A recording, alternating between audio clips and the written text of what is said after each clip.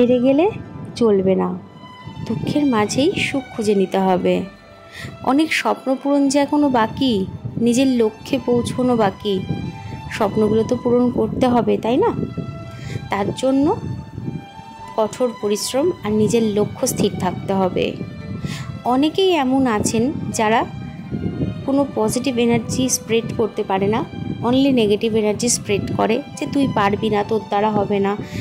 এই কথাগুলো পাত্তা না দিয়ে এগিয়ে যেতে হবে আর নিজের প্রতি আত্মবিশ্বাসটা বজায় রাখতে হবে।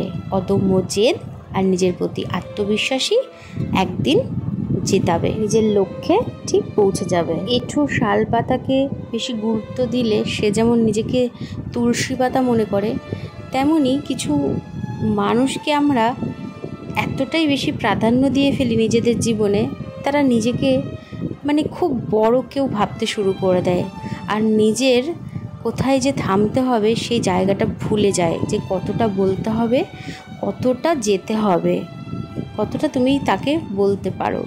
নিজের গণ্ডিটা ভুলে যায়, যে তার লিমিটটা ভুলে যায়। বন্ধু বান্ধব হোক বা আত্মীয় স্বজন হোক বা ভালোবাসার মানুষ হোক, কখনো লিমিট ক্রস করো না। আর একটা কথা, তুমি কাউকে ইয়ার্কি মেরেই হোক বা যেভাবেই হোক, তুমি যদি কাউকে ছোট করে কথা বলো, সেটা কিন্তু ভগবান দ্বিগুণ করে তোমায় ফেরত দেবেন। তখন সহ্য করতে পারবে তো? এটা একটু ভেবে দেখো। তাই কাউকে কিছু বলার আগে একটু ভেবে চিনতে বলবে, যে ওই জিনিসটাই যদি তোমার সাথে কেউ করে কেমন লাগবে। আর কোনো সময় না কোনো কিছু নিয়ে অহংকার বা বড়াই করতে নেই। ভগবান সব সহ্য করলেও অহংকার বা বড়াই করাটা কিন্তু সহ্য করে না। আজ যে রাজা, কাল সে ফকির হতে বেশিক্ষণ লাগে না। তো এটা একটু মাথায় রাখবে। কখনো কোনো কিছু নিয়ে অহংকার বা বড়াই করবে না, সেটা টাকা পয়সা হোক আর রূপ যৌবন হোক।